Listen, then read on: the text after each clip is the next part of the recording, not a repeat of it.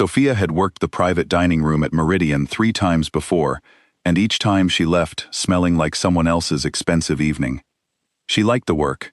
It kept her hands busy and her mind quiet, which was all she had ever really asked of a job. The event was a business dinner, 12 guests, 2 servers, and a menu she could not pronounce half of. She had practiced in the mirror that morning, amuse-bouche. She was fairly sure she was still getting it wrong. The man arrived last. She noticed him the way you notice a shift in temperature, not by looking directly, but by feeling the room adjust. The other men at the table straightened. Conversations found their endings. Someone pulled out a chair before he had to ask. He was not loud. He was not large, exactly. He simply occupied his space differently than other men, the way a well-placed piece of furniture changes the feeling of a whole room without you being able to say exactly why. Sofia refilled water glasses and kept her eyes where they belonged. She spilled nothing that night. She was careful. She was always careful. Except once. Near the end of the evening, moving between chairs, her sleeve caught the edge of a glass and ice water skimmed across the tablecloth toward him. She reached for it at the same moment he moved his phone. Their hands were an inch apart. He looked up. She had brown eyes and a face that was still deciding what kind of beautiful it wanted to be. That was how he would describe her later, to himself, in the silence of a car ride home, still deciding. "I'm sorry," she said. He said nothing. He simply looked at her for a moment longer than was comfortable, and then looked away. She did not expect to see him again. He came back the following Saturday, alone this time, and asked for a table in her section. She only knew it was her section because Marco, the other server, nudged her with his elbow and gave her a look she chose to ignore. His name was Dante Renna. She learned it the way she learned most things, carefully, in pieces, without asking directly. She learned it from the way the manager spoke to him, from the reservation book she was not supposed to read, from the name on the card when he paid. She did not learn what he did for a living for another 3 weeks, and when she did, she folded the information away somewhere quiet inside herself, and did not take it back out. She was good at that. 3 months is not a long time. It is, however, long enough to learn how a person takes their coffee, which side of the bed they prefer, and which silences are comfortable and which are not. Dante's silences were almost all comfortable. That should have told her something. He did not talk about his work. She did not ask. They moved around that topic the way you move around furniture you have always lived with, so naturally that you stop seeing it.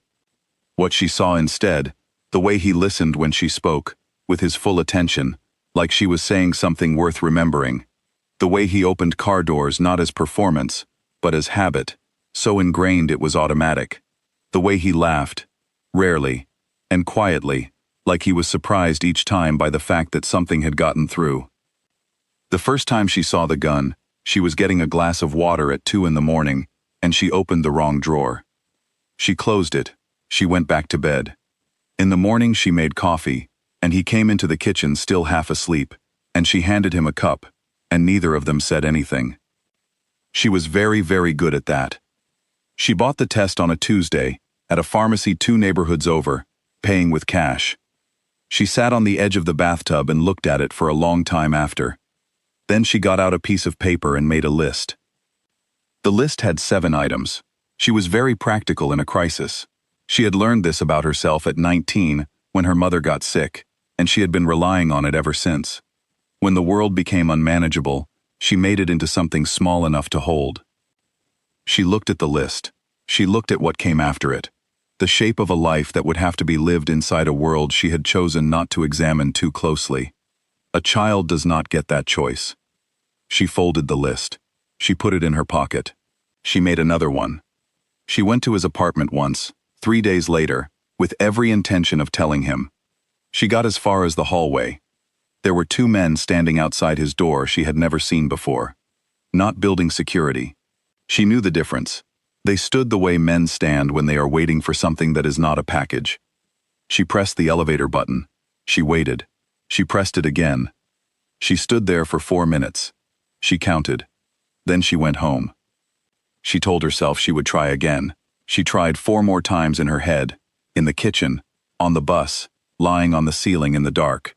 Each time she got to the part where she told him, and then tried to imagine what came next, and the picture would not come clear. What came clear instead? Luca, though she did not know his name yet. A small person who deserved a quiet life. A school with regular hours. A mother who came home. On a Thursday morning in October, she packed one bag. She left her key on the counter.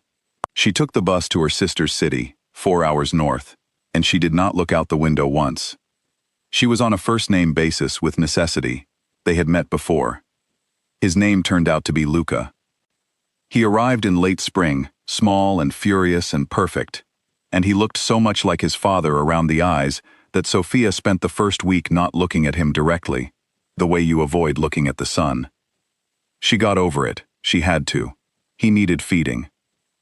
She found an apartment above a bakery, which meant they both woke up to the smell of bread, which seemed like the only luxury she could afford, and also the best one. She worked at a doctor's office, answering phones, because the hours were predictable, and the manager was kind, and predictability was the thing she was building her life around. Luca grew. He was quiet in the way smart children are quiet, taking everything in, storing it, dispensing it later at the worst possible moment. He had her practicality, and his father's stillness, and a laugh that came from somewhere entirely his own. She kept no photographs of Dante. She kept one, actually, in the back of the drawer under her winter things, but she did not count that one, because she never took it out. 6 years, small and real, and hers. She was at the school pickup when the black car stopped. It was a Tuesday. Luca had art on Tuesdays, and he always came out with something on his hands, and a very serious explanation of what the colors meant. She was already smiling before the door opened. She saw the car first. She knew what black cars meant. Not all black cars, she was not that far gone, but this particular kind of black car, with this particular kind of stillness in the way it sat at the curb, with a man in the front seat who was looking at something on his phone, in a way that was not actually looking at something on his phone. Luca appeared at the school door. She crossed to him in 12 steps and took his hand and said, "Race you to the corner." And he said, "I always win." And she said, "I know." And they walked quickly without running, because she did not want him to feel what her hand was doing. Dante was in her kitchen. She did not know how he had found her address, which was a lie. She knew exactly how he had found her address. She simply had not let herself think about the kind of apparatus required to do it. He was standing by the window. He was not touching anything. He looked like a man who had been very careful about that. Luca was at the table with his crayons, explaining something about a castle to nobody in particular. Dante turned when she came in. He looked at her for a moment, and she was braced for it. She had been bracing for 6 years in the back of her mind, but then his eyes moved to the table. To Luca. She watched it happen. She had no word for what moved across his face. It was not an expression she had seen on him before. Dante Renna did not do unguarded. He was the most composed person she had ever known. But for 3 seconds, standing in her kitchen that smelled like crayons and toast, he was not composed at all. Then it was gone. Anger arrived in her like an old friend, familiar, useful, solid under her feet. She was grateful for it. It was so much easier than the alternative. "You can't be here," she said. "I know," he said. Then, "I know," he said again. "I'm here anyway." They argued in the hallway while Luca ate a snack and narrated his own drawing loudly enough that they could hear him through the wall. She told him everything she had never said. She told him about the hallway outside his apartment. She told him about the men at the door. She told him about 4 minutes and an elevator, and a decision she had made for someone who had not existed yet. He listened. He did not interrupt. He did not defend himself. When she finished, he said, "You were right." She had not expected that. "The life I was living then," he said, "you were right to go." She counted the ceiling tiles. She got to 11 before she trusted herself to speak. "And now?" she said. He looked at her steadily. Different. She wanted to ask what different meant, in practical terms, in the language of bedtimes and school plays, and what happens when someone with his history sits in a parent-teacher conference. She was working up to it. Then Luca appeared in the doorway with orange crayon on his chin, looked at Dante with the frank and uncomplicated curiosity of a 5-year-old and said, "Are you my dad? Children do not build to things." Sofia's hand went still on the doorframe. Dante looked at the boy. The boy looked at Dante. "Yes," Dante said, simply, quietly, like it was the truest word he had ever said. It was not simple after that. Nothing about it was simple. There were conversations that lasted until 2 in the morning, and others that lasted 3 sentences. There were things she said that she meant, and things she said that she only half meant, because the other half was still working itself out. There were moments when she looked at him across her small kitchen and felt 6 years of distance like a physical weight, and moments when he handed Luca a cup of juice, and she felt something in her chest move that she did not have a name for yet. A threat came. It did not come from Dante. It came sideways, the way things from his world tended to come, from a direction you were not watching. It arrived as a phone call, and then as a car outside her building, and then as a certainty in her stomach that the thing she had run from had found a different road. She called him. She was furious about that too.